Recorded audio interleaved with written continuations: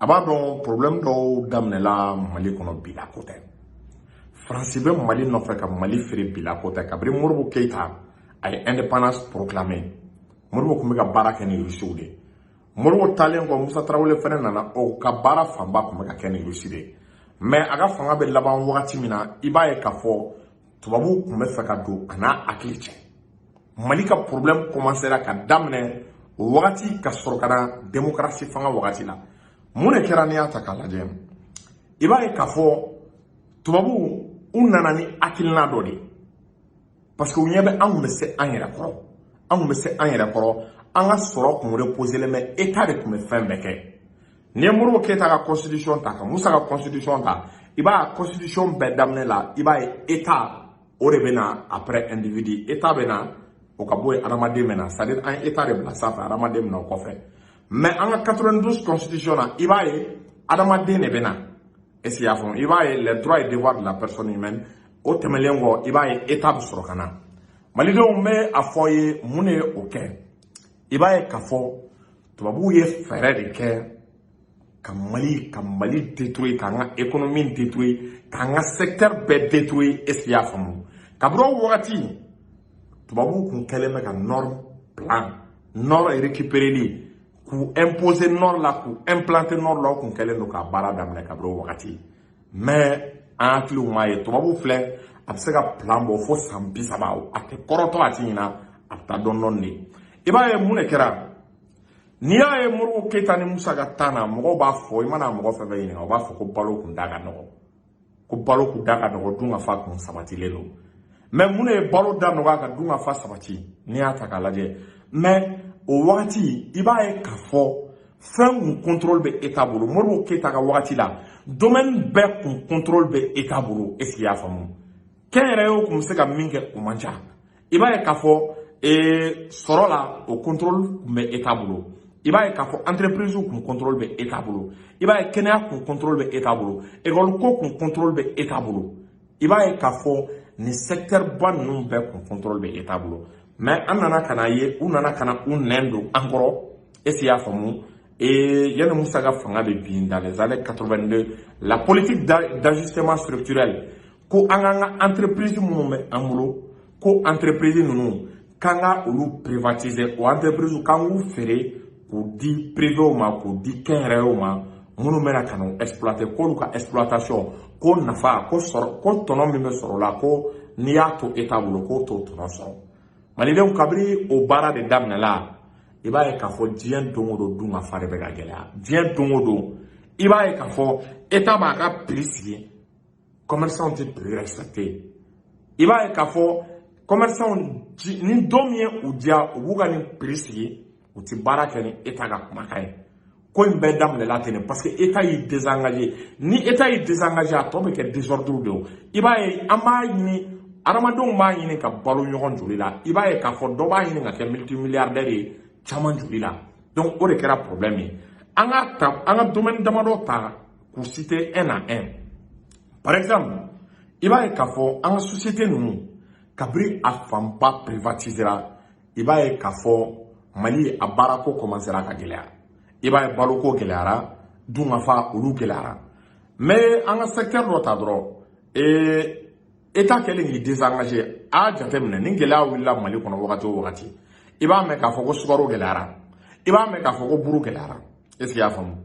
i b'a mɛn k'a fɔ ko sogo gɛlɛyara i b'a mɛn k'a fɔ ko tulu gɛlɛyara mais mun b'o kɛ mun b'a to tuma bɛɛ a bɛ ka gɛlɛya a prix tɛ se ka contrôler état fɛ parce que état y'i sen bɔ a domaine na de sukaro dilanni ni état y'i sen don o la k'i bɛrɛ bɛn o ma est-ce qu'il y a faamu ani sukaro minnu bɛ dilan an fɛ ani minnu bɛ bɔ kɔ kan état yɛrɛ n'a ka na n'a nana a b'a ka prix fixé o mɔgɔ tɛ se k'a bɔ état ka prix la o la o mais n'i taara ko commerçant a ye taa ta ka na e ye monopole to dɔw bolo a ye na ni sukaro ye a ye na ni malo ye e ni ala ni kira cɛ i ka sɔrɔ contrôle bɛ se ka to i bolo e bɛ se ka kuma commerçant fɛ k'a ka fixé nin prix la k'u ka to i t'a la mun na u t'o kɛ o Modibo Keïta ka temps na i b'a ye ni contrôle tɛ commerçant bolo il faut que état ka segin o de ma an b'a fɔ an ka gouvernement ye Assimi Choguel a ye segin état kana fɛn dɔw contrôle la sukaro fɔ tulu est-ce qu'il y a faamu sukaro tulu o nali malo alikama ninnu est-ce qu'il y a nin ben nali ou donner malo kono mali konna la état yɛrɛ kana nayi ou kana to privé ou ma ou kana to commerçant ou ma ou kana to kɛrɛ ou ma parce que nous y'a tout ma mun de bena kɛ i b'a ye k'a fɔ nous nana n'a ye a prix contrôle a prix fixeli i b'a ye a contrôle bɛ état échappé olu bena u b'a ta prix min na u b'a fixer c'est-à-dire u b'a fixer prix min ye u diya o ye commerce dɔrɔn domaine n'i y'a ta k'a lajɛ an kana école ko la Modibo Keita ka temps ka se Musa ka temps ma bɛɛ bɛnna kan Mali école niveau tun bɛ a la mais mun ye niveau tɔ tiɲɛ école fana commencera ka privatiser o école privée cayara école privée kɛra ko marabatiga donc finalement privé la tellement que wari bɛ sɔrɔ bɛɛ ye gouvernement taw négligera alors que gouvernement ka école an bɛ cadre fɛn fɛn dɔn Modibo Keita o ka se IBK o i bɛ président fɛn fɛn dɔn école malienne de ye o formera an ka école-sobaw de la an bɛ ka ban bi ka an den don école-soba minnu na dɛ olu fanba bɛɛ formera o école ninnu de la o formera wagati min na parce que qualité tun bɛ niveau tun bɛ privé tun man ca état tun kɛlen don k'i sago don a ma sisan il faut que état k'i sago de don o ma école privée sisan état k'a créer gɛlɛya a condition gɛlɛya déjà minnu créera c'est bon a ka condition gɛlɛya ani a ka critère baden bɔ mɔgɔw k'u conformer la ani état yɛrɛ k'i sen don foroba la munna a bɛ ka ɲɛ privé bolo yɔrɔ min na pourquoi a tɛ ɲɛ état bolo ni privé ye u ka école bila condition na état fɛnɛ ka a taw bila condition na est-ce qu'il y a faamu état kana i désengager a kana i désengager a kana fɔ ne bɛ dɔ kɛ privé ka dɔ kɛ a bɛ min kɛra a ka segin k'i engager o de la k'i investir o de la kojugu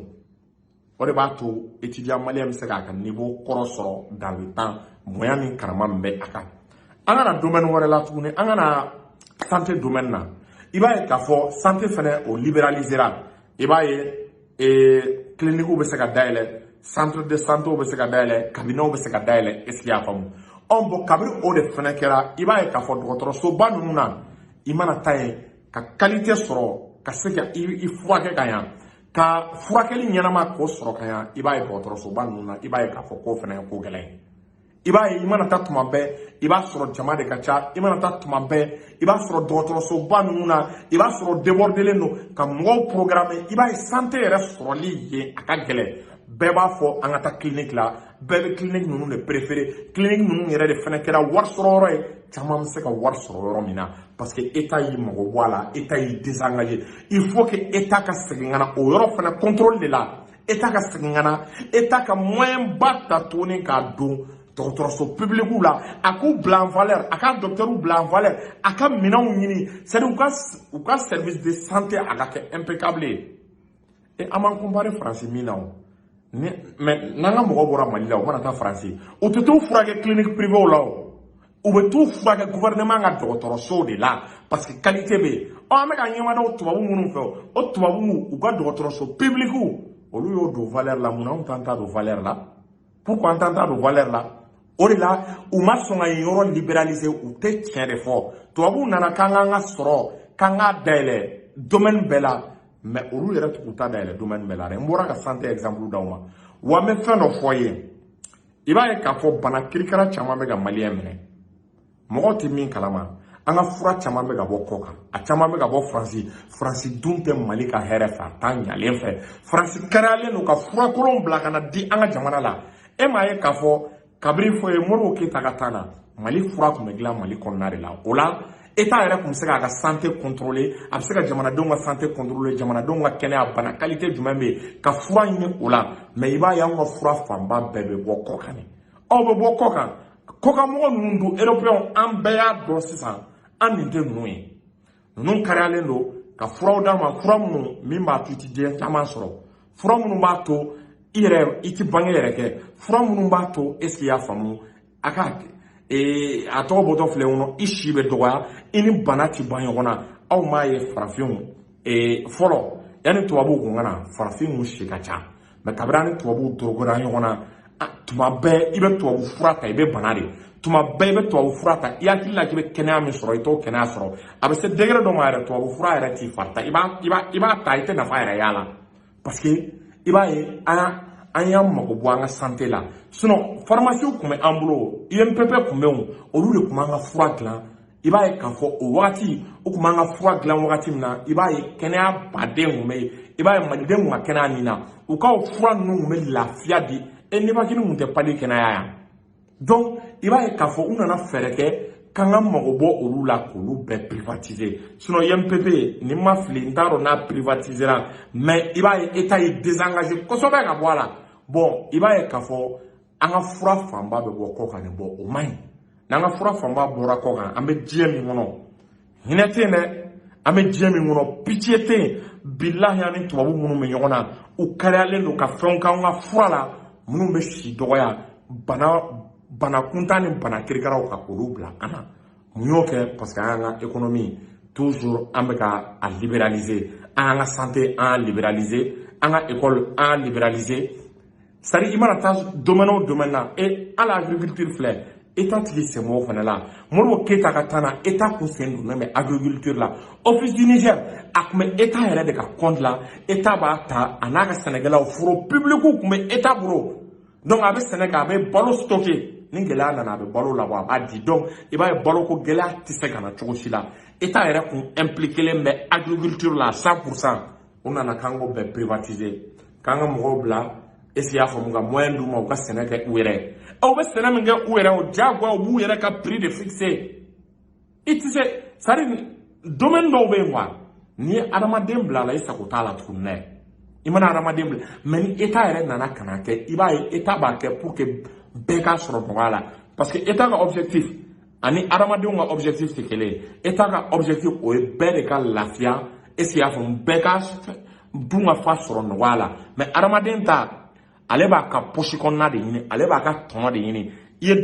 i ka lafiya o i kana lafiya o ale ɲɛ b'a ka tɔnɔ de la i y'a sɔrɔ gɛlɛya la o y'a sɔrɔ nɔgɔya la o t'ale ka sira ye donc anw y'an sen bɔ nin domaine baden de la ko privé k'a kɛ kɛnɛrɛyew k'a kɛ o de nana ni désordre ye tuma bɛɛ n bɛ aw hakili jigin tuma bɛɛ i b'a ye phénomène dɔ de bɛ kɛ Mali la ni gɛlɛya nana tuma bɛɛ i b'a mɛn ko tulu prix yɛlɛnna sukaro prix yɛlɛnna a tɔgɔ bɔtɔ filɛ n kɔnɔ farine prix yɛlɛnna est-ce que vous voyez hein ani sogo prix mais mun b'a prix yɛlɛ a prix bɛ yɛlɛ o diyagoya parce que État y'i sen bɔ a la tuma bɛɛ nin fɛn kelenw de prix bɛ ka yɛlɛ ni État yɛrɛ bɛ ka na ni sukaro ye o État bɛ ka sukaro dilan a yɛrɛ bɛ na min bɛ don kɔ kan a yɛrɛ bɛ na n'o ye a ye malidenw sen bɔ a la a yɛrɛ bɛ ka na n'a ye n'a nana n'a ye déjà taxe ni impôt ko t'o la a bɛ se k'a di malidenw ma nɔgɔya la moins cher la o la mɔgɔ tɛ se ka wuli ko balo da gɛlɛyara ko sukaro gɛlɛyara tulu filɛ nin ye a dɔ bɛ se ka dilan État yɛrɛ bɛ se ka na ni tulu importé o parce que tuma bɛɛ maliden kule k'a ye ko tulu gɛlɛyara État yɛrɛ k'i sen don a la mɔgɔ minnu bɛ don n'a ye u tɛna ka n'a di nɔgɔya ni lafiya la État kana o to particulier ma buruko ta komi solution bɛna sɔrɔ je pense que État yɛrɛ y'o faamu a ko blé a bɛn'o ta ka bɔ Russie n'a y'o bɔ Russie a yɛrɛ de bɛna ka na blé k'a di mɔgɔw ma est-ce que i y'a faamu o bɛna san État bolo directement donc o solution ye donc o de kan ka kɛ domaine baden na parce que n'o ma kɛ an tɛ se ka fɛn contrôler État k'i sen don bagan mara la fɔlɔ État tun bɛ bagan mara kɛ o ni État yɛrɛ b'a ka bagan mara o est-ce que sogo prix bɛ se ka gɛlɛya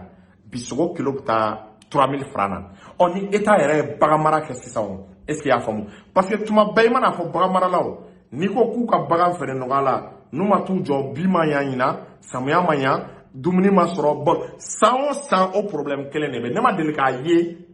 est-ce qu'il y'a faamu c'est-à-dire nin wagati laban in ne yɛrɛ ma deli k'a ye k'a fɔ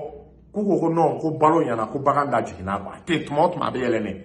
ni État yɛrɛ État b'a f'u k'a jigin u t'a jigin ni État yɛrɛ donna bagan mara la o État bɛ k'a ka bagan mara a yɛrɛ ye est-ce qu'il y'a faamu o bagan mara o bagan ninnu mana bugun État b'u abattoirs fournir moindre cher est-ce qu'il y'a faamu à des prix relativement moindres État bɛ abattoirs ninnu fournir a bɛ taa sogo d'u ma olu fana bɛ sogo feere prix dɔ la donc État b'a ka prix sigi abattoirs u bɛ sogo feere o prix la hali abattoirs ninnu o bɛɛ ye État de ta o État bɛ taa di a ka prix bɛ u b'a feere État ka prix de la est-ce qu'il y'a faamu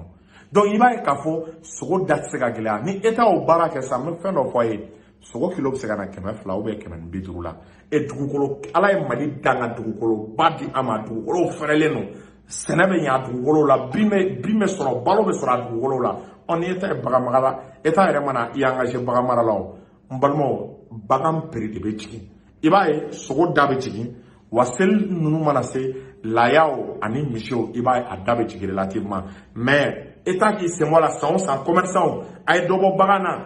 san o san état bɛ kuma commerçant fɛ k'u ka dɔ bɔ bagan prix la u tɛ fɛn bɔ a la diɲɛ don o don bagan maralaw théorie kura de b'u da non an ma fɛn sɔrɔ ou bien an natɔ transport la an sɛgɛnna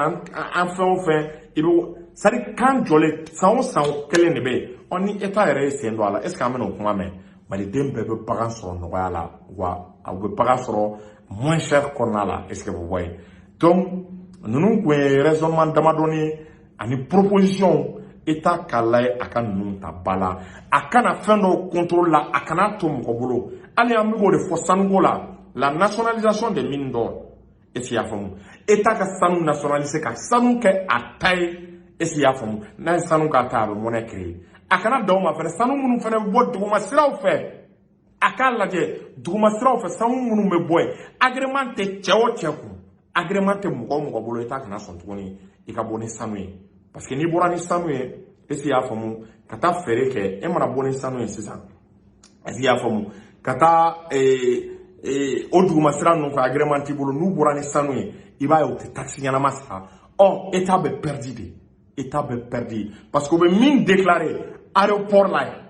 ani u bɛ min déclarer Dubaï i b'a sɔrɔ a caman na u tɛ kelen ye donc état k'a lajɛ ni agrément tɛ mɔgɔ o mɔgɔ bolo i kana bɔ ni sanu ye k'i bɛ taa est ce que i y'a faamu k'i bɛ taa feere kɔ kan donc n bɛ ka nin mesure minnu fɔ ni état ye baara kɛ ni ninnu ye i b'a ye k'a fɔ an ka degun bɛ nɔgɔya a bɛ fɔ ko Asimi tile kɛra ɲɔgɔn tɛ ɲɔgɔn ma da ye nin y'an ka proposition ye don wɛrɛ an bɛ don a la k'a développer salamu aleykum